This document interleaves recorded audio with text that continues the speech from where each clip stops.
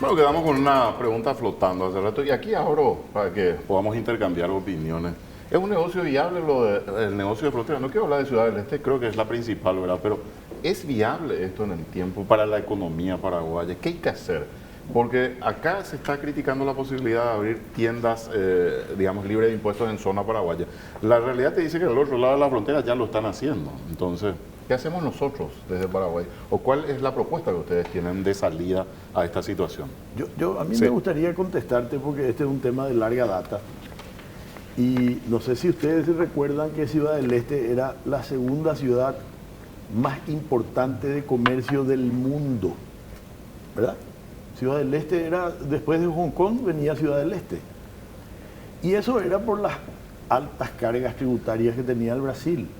Y fue un mecanismo utilizado por el Brasil para que ellos puedan acceder a los perfumes, a los alcoholes y a la electrónica. Entonces, obviamente sus cargas tributarias eran muy elevadas y se generó ese polo en donde al principio no hacía mucha falta tener mayores beneficios para poder vender, y entonces el comercio era inconmensurable, ¿verdad? Y con el transcurrir del tiempo eso viene cayendo, año a año viene cayendo, y esa es una realidad. Y hasta aquí el Brasil no le dio mucha importancia y trató de regular ese comercio a través de los topes de compra que se le exige a los turistas. Entonces ahora están queriendo ellos entrar en ese negocio para que el brasilero no tenga que salir de Brasil y se quede a comprar en los duty free. Eso es categórico. Ellos hasta aquí, ningún gobierno se había preocupado en que el brasilero no salga para comprar, que venga al Paraguay a comprar más barato. Entonces ellos ahora ya se están preocupando con que ese brasilero que venía se quede, compre, y que le va a resultar igual o un poquitito más caro, pero no va a tener toda la complicación que es venir a un país extraño, diferente. Entonces, los países están tomando sus medidas, y sobre todo Brasil, que es el principal comprador, digamos, de nuestra frontera. Nuestros, sí. Entonces, hay que tener en cuenta que este es un negocio que van a ir apretando cada vez más la clavija, como viene ocurriendo de la época del presidente Guasmosi.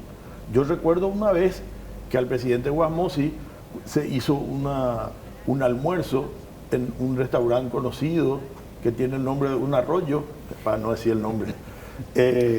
Y justamente los empresarios salieron y le preguntaron, recuerdo bien quién fue el que le preguntó, y yo creo que él quedó completamente descolocado, porque en esa época el 50% de la recaudación del Ministerio de Hacienda provenía de la venta de ese sector. Entonces le dijo, bueno, pero ¿qué va a pasar? Porque esto va a ir disminuyendo, y cómo el gobierno va a obtener los recursos que necesita un Estado. Ya se discutía. Ya se discutía en la época de Guasmosi, del presidente Guasmosi. Quiero Iván la pregunta porque en el sector importador, digamos, ¿cómo lo manejan ustedes? Sí, bueno, ¿Cuál sería la salida de la desde propuesta? el sector importador obviamente tenemos años de experiencia en este régimen, y creo que va mucho en el sentido de lo que decía Gustavo. Brasil ha tomado una medida que marca un quiebre en el futuro del negocio de frontera. La crítica al modelo brasilero de establecer las loyas francas ha sido justamente el nivel de contrabando interno que eso va a generar en Brasil.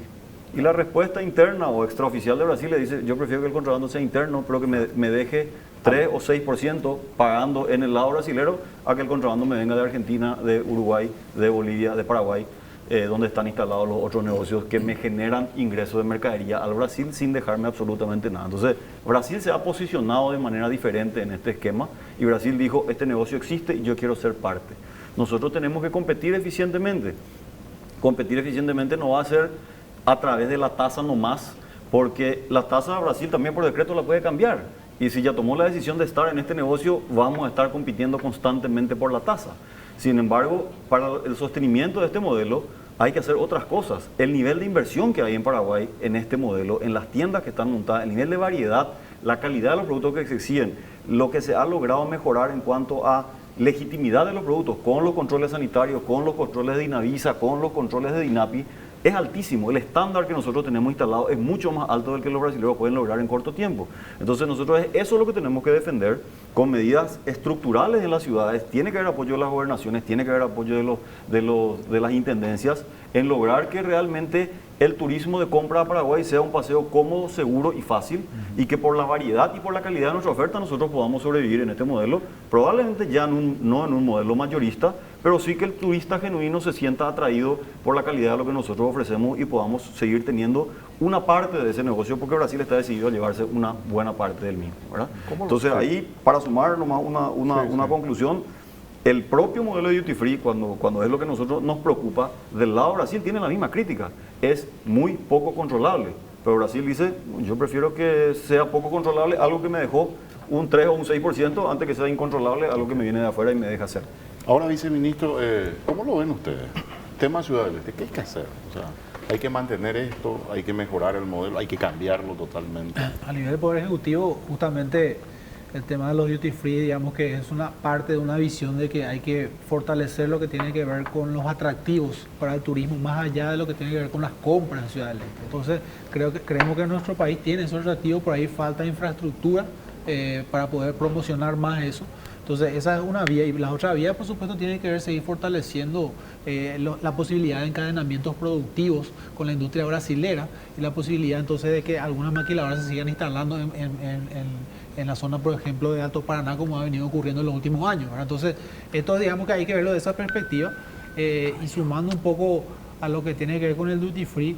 En general hay un esquema de control también informático de los depósitos y demás que se supone tiene que ser mucho más estricto que en los demás casos, ¿verdad? Entonces, y por supuesto lo que tiene que ver con el control de quienes compran, ¿verdad? Insisto en ese punto, es cierto que no es fácil hacerlo, pero hay que establecer esos controles también, ¿verdad?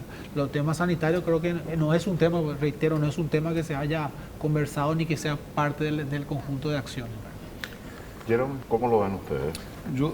Yo veo futuro en el comercio de frontera, especialmente en Ciudad del Este, por básicamente los temas que mencionó Iván, la variedad de oferta que hay, las inversiones, la calidad de muchos comerciantes que tienen una visión empresarial. Ahora, obviamente, nuestro modelo tiene que mejorar. Y esto pasa, como decía por Iván, pasa por una gestión pública de mejor calidad, gobernación, municipalidad especialmente, para que el turista cuando viene en Ciudad del Este tenga un tiempo agradable. Seguridad, estacionamiento, limpieza, tránsito, todas esas cosas. Hay mucho que desear y eso se tiene que mejorar. Una cuestión importante, Roberto, me parece que faltó mencionar, que en la medida que se profundice el comercio en el Mercosur y que tendamos hacia una integración económica y comercial más profunda y ir adelante hacia una unión aduanera, ¿verdad? Estas ventajas que hoy tiene ese turismo, el régimen de turismo, van a ir desapareciendo en el tiempo, ¿verdad? Entonces eso también hay que considerarlo y por supuesto eso implica la necesidad de desarrollar otro tipo de actividades, por eso insistía en buscar esos encadenamientos también productivos con el Brasil. Gustavo, querías decir Además, sí, nos estamos olvidando de algo muy importante. La cuna del mal que nos trataban de contrabandistas, lavadores de dinero, traficantes de armas, era la zona de Ciudad del Este. Era la zona de la frontera. Y eso se fue mejorando. Hemos ido mejorando. Y ahora, con todas estas leyes que se tienen que aprobar de CEPRELAT, o sea, del tema del lavado de dinero, de una serie de acciones que están inclusive en el Parlamento, cada día va a ser más complicado ese tema porque ese tema no se hace bien. Amén de que las tasas son muy bajas, hay una gran evasión de los impuestos aduaneros y también del IVA. ¿Quién puede controlar a qué precio se vende a un turista? Si no hay factura, no hay nada. Entonces depende mucho de la voluntad del comerciante, de lo que tiene que tributar de IVA. O sea, hasta en ese aspecto no hay forma de controlar. Y hay que reconocer de que se mueven grandes cantidades de mercadería. Y pongo otro ejemplo. cargueros que vienen de Estados Unidos llenos de electrónica y sobre todo de celulares, se paga por kilo.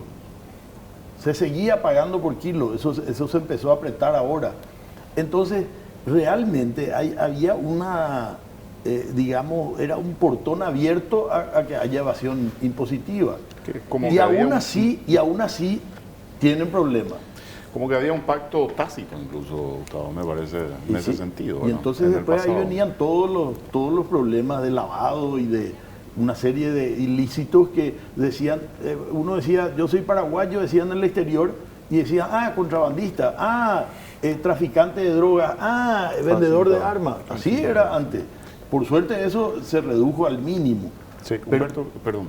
No, yo quería también sumar quizá otro elemento, digamos, de tomar en cuenta que en realidad hay que ver lo que termina haciendo efectivamente Brasil, ¿verdad? Porque yo creo que ahí hay, digamos que de alguna manera una disputa interna, que por un lado, por supuesto, el gobierno busca darle competitividad a la economía, eso implica revisar la carga de impuestos y aranceles, pero por otro lado, ellos tienen una situación fiscal muy delicada, con un déficit fiscal muy alto, una deuda pública muy alta. El presidente Bolsonaro en estos días tiró un tuit donde decía que están revisando aranceles, pero no han hecho una medida efectiva todavía hoy día. Entonces, yo creo que hay también mucho de humo acá, mucho de cortina de humo, me parece, y hay que ver qué termina haciendo efectivamente el gobierno brasileño. Bueno, yo no sé, perdón, no sé si nos queda un corte más o ya 3 minutos tenemos para terminar. Yo no sé si querés agregar algo breve, porque yo quería hablar del tema de los impuestos. Redondear sobre el punto del viceministro. Justamente por el escenario todavía inestable y todavía confuso de lo que pueda ocurrir en el futuro, nosotros creemos que tenemos hoy en el régimen de turismo las suficientes herramientas para ir regulando de a poco y en un modelo prueba y error las necesidades de ese sistema, dándole las ventajas que el régimen necesita, sin por ello generar un caos en el resto del país. Entonces, nos parece que la medida es seguir ajustando lo que hoy tenemos y no crear un régimen nuevo que pueda traer más problemas. Yo le decía al viceministro Humberto Colmán que me siento traicionado por el Poder Ejecutivo. Le decía, uno, porque se prometió que íbamos a tener recortes o racionalización de gasto, podemos decir, del presupuesto público, y antes o durante el estudio de la reforma impositiva, que ayer tuvo media sanción de la Cámara de Senadores.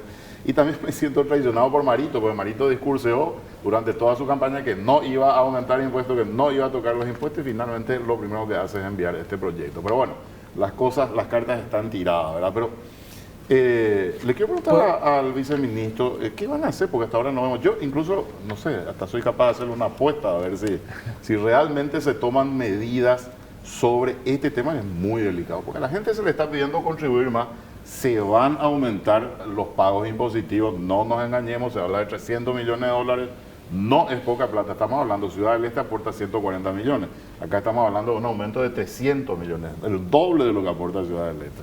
Entonces, la pregunta es, viceministro, ¿qué van a hacer? O sea, por el lado del gasto público, Roberto, como hablamos en su momento, está el tema de compras públicas. El decreto de reordenamiento del sistema de compras públicas ya está siendo analizado en las áreas jurídicas de Presidencia y de Hacienda. Eso está muy próximo a salir. Ahí lo que se busca, como hablamos en su momento, es avanzar en el esquema de compras consolidadas y aprovechar la escala que tiene el Estado, que no la estamos aprovechando, generar unos ahorros ahí que se estima puede llegar a ser inclusive de hasta 400 millones de dólares. Eso por un lado.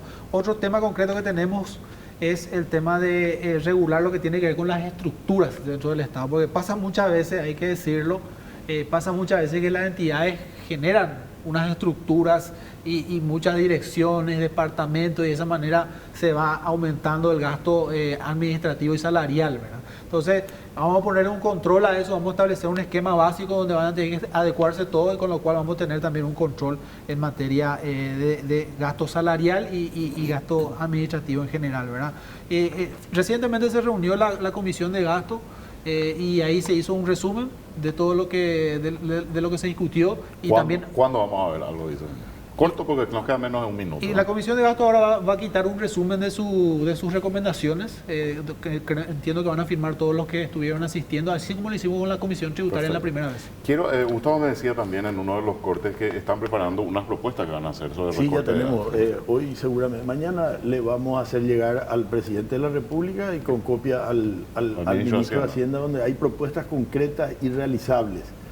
En el tema de las compras públicas, a través de las reuniones que hicimos de contención al gasto público, nos enteramos y bueno, y ahora está quedando al descubierto de que había un grupo de empresas de los mismos dueños que era dueño de más del 50% de todas las compras del Estado. O sea, a todas luces algo ocurría ahí, por eso... Algo raro está pasando. Bueno, entonces ese es uno de los temas. Y el otro tema, alguien dijo acá, cuando trabajamos mucho en la 24-21, nosotros tuvimos la promesa del ex ministro de Hacienda, Dionisio Borda, de que íbamos a trabajar después en la contención del gasto. Estaba en el pacto que se firmó. Estaba en el pacto que se firmó. Se multiplicó por 7 la recaudación impositiva y el gasto creció 8, por eso que no alcanza. Entonces, necesitamos cambiar el modelo, que el gran patrón es el Estado. Y entonces que los políticos son los dueños de los puestos de trabajo. Eso es algo que hay que cambiar en este país, porque eso es lo que nos lleva a tener unos déficits descomunales. Bueno, tenemos que cerrar lastimosamente. Les agradezco muchísimo la visita, muy interesante. Por supuesto, esto va para discutir muchísimo. Así y es. vamos a ver a medida que avanza, a ver qué novedades tenemos, y eso va a permitir que nos volvamos a reunir acá. Muchas gracias a ustedes también por acompañarnos esta noche. Nos volveremos a encontrar el próximo jueves.